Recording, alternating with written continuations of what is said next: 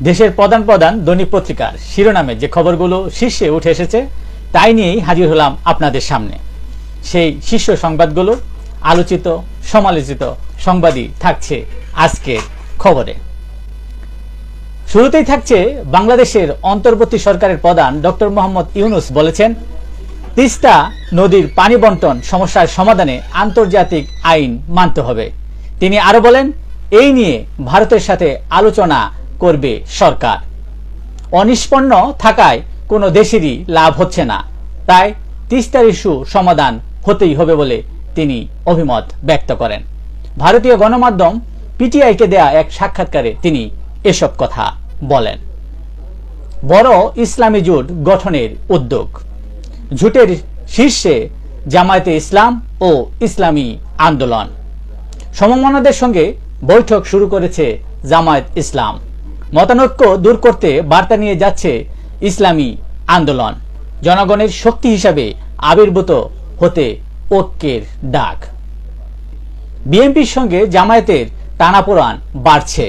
প্রশাসনে নিজস্ব লোক পদায়ন নিয়ে মতবিরোধ। রাজনৈতিক বিষয়ে বিপরীতমুখী অবস্থান। নির্বাচন প্রশ্নে দুই মত। নানা ইস্যুতে দূরত্ব বাড়ছে দুই দলের মধ্যে। সারা দেশে একযোগে জাতীয় সঙ্গীত গেয়ে উদীচীর প্রতিবাদ। জাতীয় পতাকা জাতীয় সঙ্গীত কারো দানে পাওয়া নয়, এটা আমরা অর্জন করেছি ৩০ লক্ষ শহীদের রক্ত আর ২ লক্ষ মা বোনের সম্ভ্রমের বিনিময়ে, বলছিলেন উদীচী সভাপতি অধ্যাপক বদিউর রহমান। সারা দেশে শিক্ষকদের পদত্যাগে বাধ্য করা এবং সংখ্যালঘুদের প্রতিষ্ঠানে হামলার প্রতিবাদে বিক্ষোভ করেছে সনাতন অধিকার সুরক্ষা পরিষদ। গতকাল জাতীয় প্রেস ক্লাবের সামনে তারা এই সমাবেশ করে। বাংলাদেশ জামায়াত ইসলামের সেক্রেটারি বলেছেন, দেশের আকাশে শকুনের নজর রয়েছে, এখনই আত্মতৃপ্তিতে ভোগার সুযোগ নেই।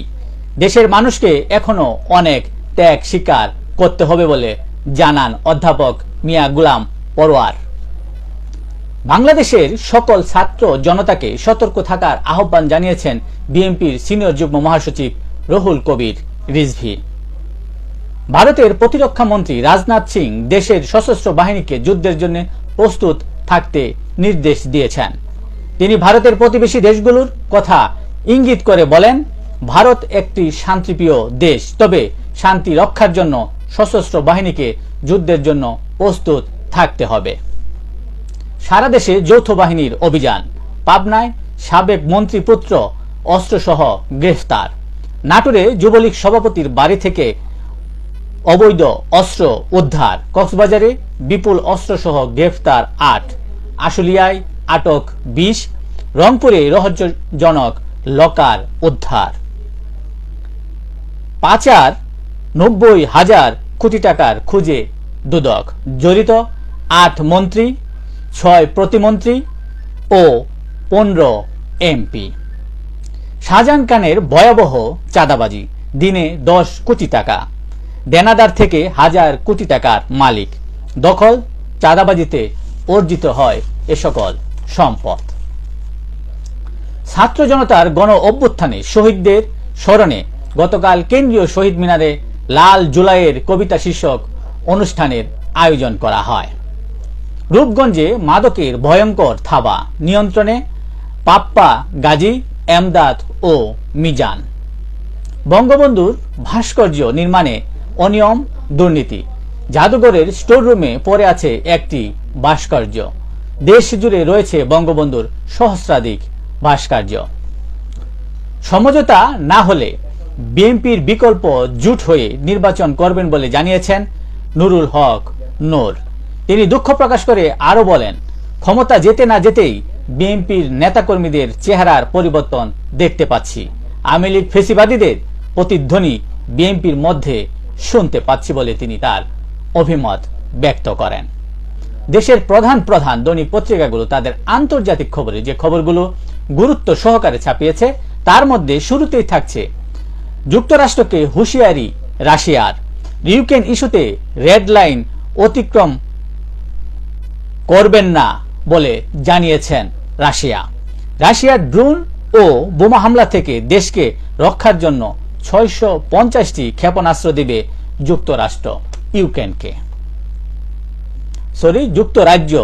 ইউক্রেনকে। যুদ্ধ বিধ্বস্ত ফিলিস্তিনে আশার আলো ছড়াচ্ছে ইকরা স্কুল।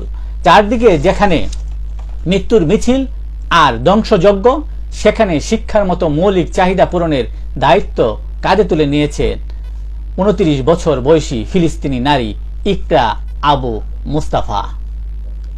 জেনিন থেকে ইসরায়েলি বাহিনী অপসারণ, গাজায় আরো 17 ফিলিস্তিনি নিহত। গাজায় ত্রাণ পরিস্থিতি বিপর্যস্ত জানিয়েছেন জাতিসংঘ। গাজা থেকে জিম্মিদের ফেরত আনার দাবিতে ইসরায়েল সরকারকে চাপ দিতে তেল আবিবে বিশাল মিছিল সমাবেশ করেছে ইসরায়েলিরা। পাকিস্তানের সামরিক আইনে দেশটির কারাবন্দী সাবেক প্রধানমন্ত্রী ইমরান খানকে বিচারের মুখোমুখি করার ইঙ্গিত দিয়েছে সেনাবাহিনী। যুক্তরাষ্ট্রের প্রেসিডেন্ট নির্বাচন, তহবিল সংগ্রহের আগস্ট মাসের হিসাব প্রকাশ। অর্থ সংগ্রহে ডোনাল্ড ট্রাম্পের চেয়ে এবারও এগিয়ে কমলা হ্যারিস। হিসাব মতে কমলা হ্যারিস আগস্ট মাসে অর্থ সংগ্রহ করেছেন 36 কোটি মার্কিন ডলার। অন্যদিকে ডোনাল্ড ট্রাম্প 13 কোটি ডলার অর্থ সংগ্রহ করতে পেরেছেন। এই ছিল দেশের প্রধান দৈনিক পত্রিকার শিরোনামে উঠে আসা শীর্ষ সংবাদ, যা নিয়ে এতক্ষণ আপনাদের মাঝে উপস্থিত ছিলাম। আশা করি আপনাদের ভালোই লেগেছে। সার্বিক খবরের বিবেচনায় যদি আপনাদের কোনো অভিমত, অভিব্যক্তি, সমালোচনা কিংবা কোনো পরামর্শ থেকে থাকে তাহলে অবশ্যই কমেন্টসে জানাবেন। আপনাদের কমেন্টসের প্রত্যাশায় আজকের মতো এখানে বিদায় নিচ্ছি। আবারও দেখা হবে আগামীকাল ঠিক একইভাবে সারা বিশ্বের সংবাদ 7.300 সে পর্যন্ত অবশ্যই সকলেই ভালো থাকবেন, সুস্থ থাকবেন। আসসালামু আলাইকুম ওয়া রাহমাতুল্লাহ।